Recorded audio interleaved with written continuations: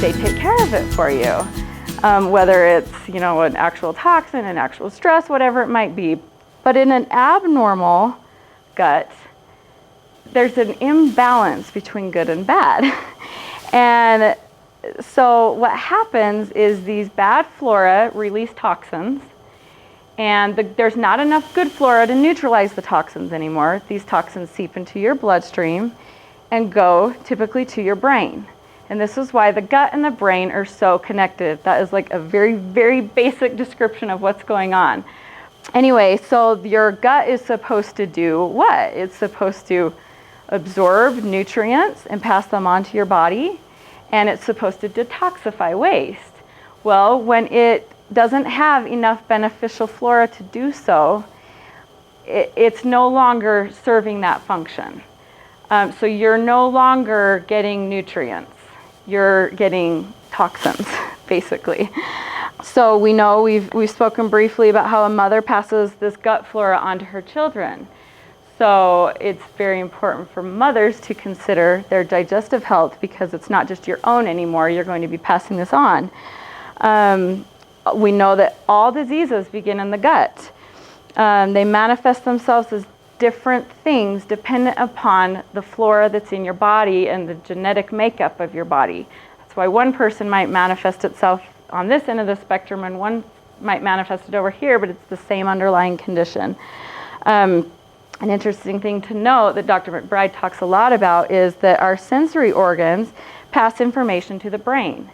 So when our brain is clogged with toxins, then when a child is trying to learn, then that sensory information is trying to pass, but it doesn't get through correctly because the brain is already overloaded with toxins. So that's kind of what's happening, it's what we're seeing with autism and ADHD and the prevalence of some of these disorders.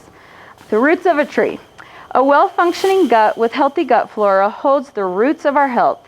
And like a tree with sick roots is not going to thrive, the rest of the body cannot thrive without a well-functioning digestive system. The gut flora is the soil around these roots, giving them their habitat, protection, support, and nourishment.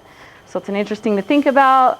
You can't grow a plant in your garden without soil, especially healthy soil. It's the same thing with our bodies. This gut flora is like the soil around the roots of the tree. It's providing protection and nourishment and support and all of those things. So there's 3 types of flora.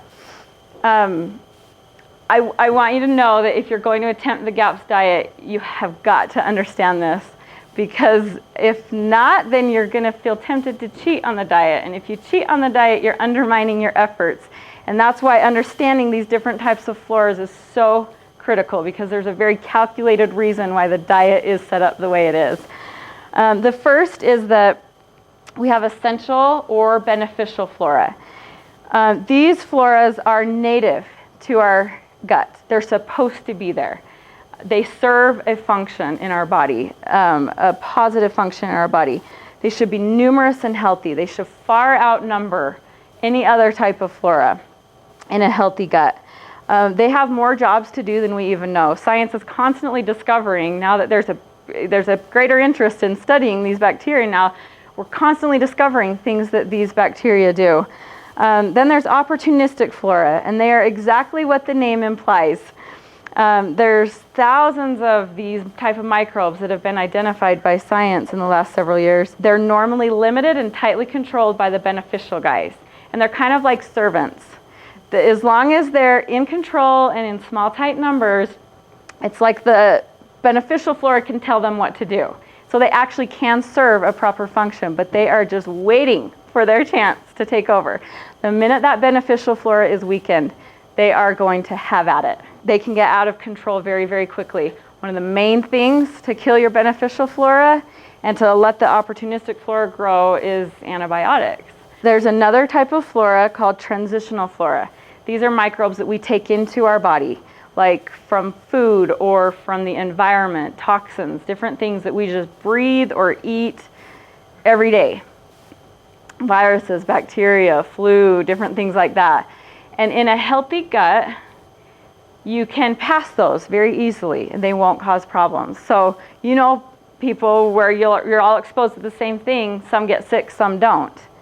It's dependent upon their flora, how efficiently their beneficial flora is getting rid of those transitional microbes.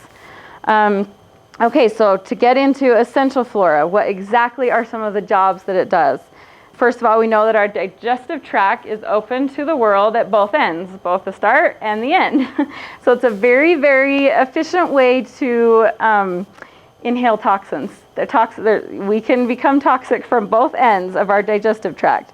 Our digestive tract is coated with a layer of good bacteria to help to neutralize toxins, to help break down foods, help with parasites or viruses or bad yeasts or whatever might enter into your body. Its job is to neutralize those and get rid of them, detoxify those.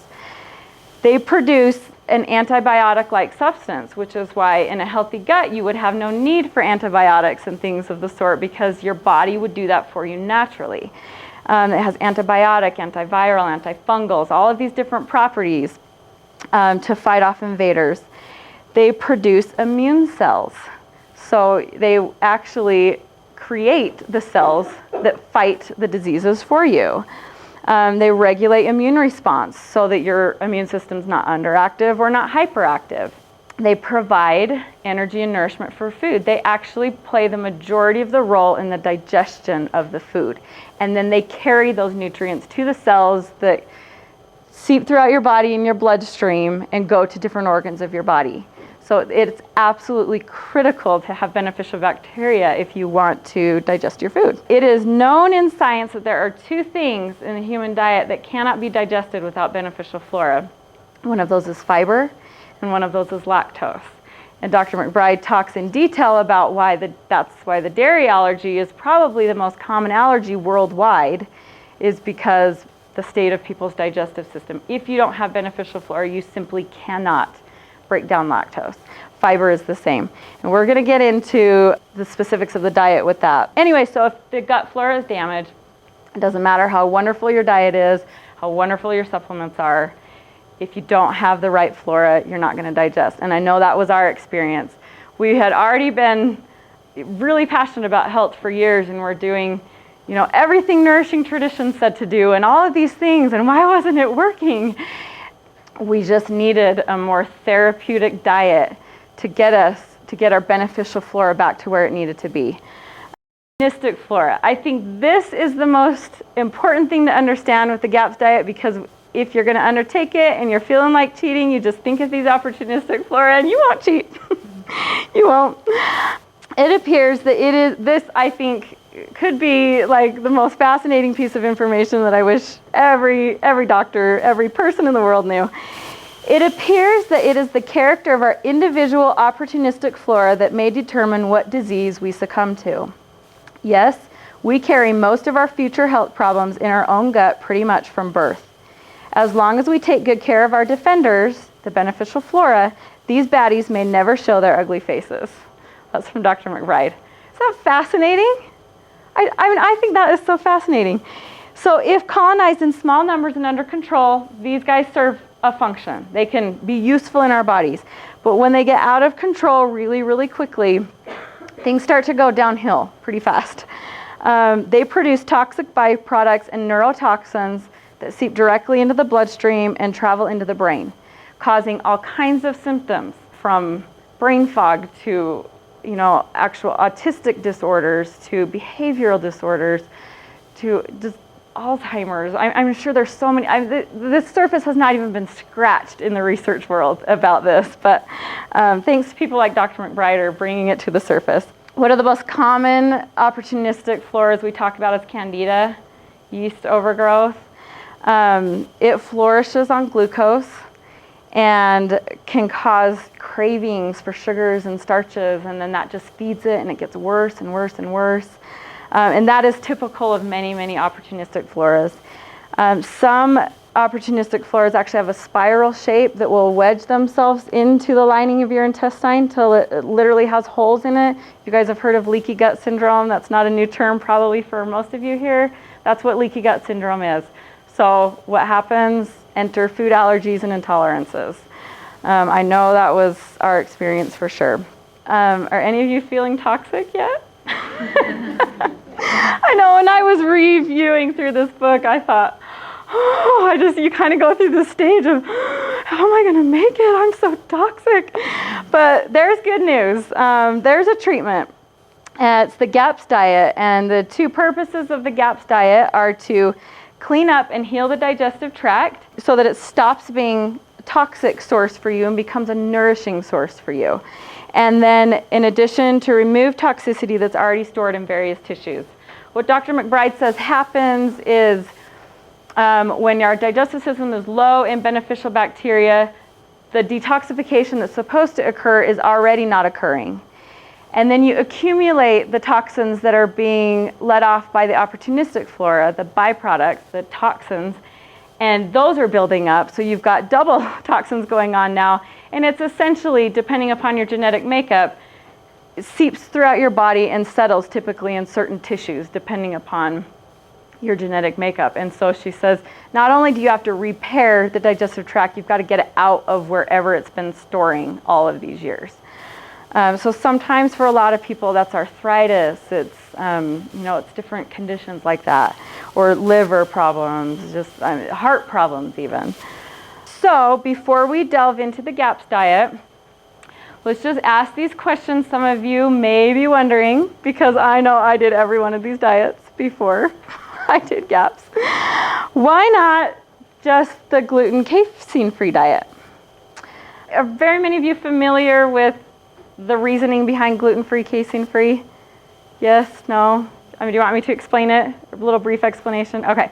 So basically, research has proven that when the protein in gluten and the protein in casein, well, the protein is called casein. The protein is called gluten in wheat. So wheat protein, gluten, milk protein, casein.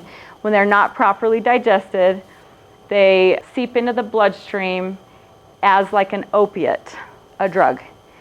And it goes immediately to your brain and causes a lot of brain problems, behavioral issues, which is why autistic children typically respond in some manner to a gluten-free casein diet. They respond with improved behavior. In addition to causing digestive upset for sure, because it's not being digested. So a lot of people go on gluten-free, casein-free diets, and you may see some improvement. There's typically over a period of time a relapse, because what gluten is replaced with is more starch. Rice starch, tapioca starch, potato starch, xanthan gums, all these fillers that are high starch, which you're going to learn as we get into this why that creates just as much of a problem as the gluten and the casein.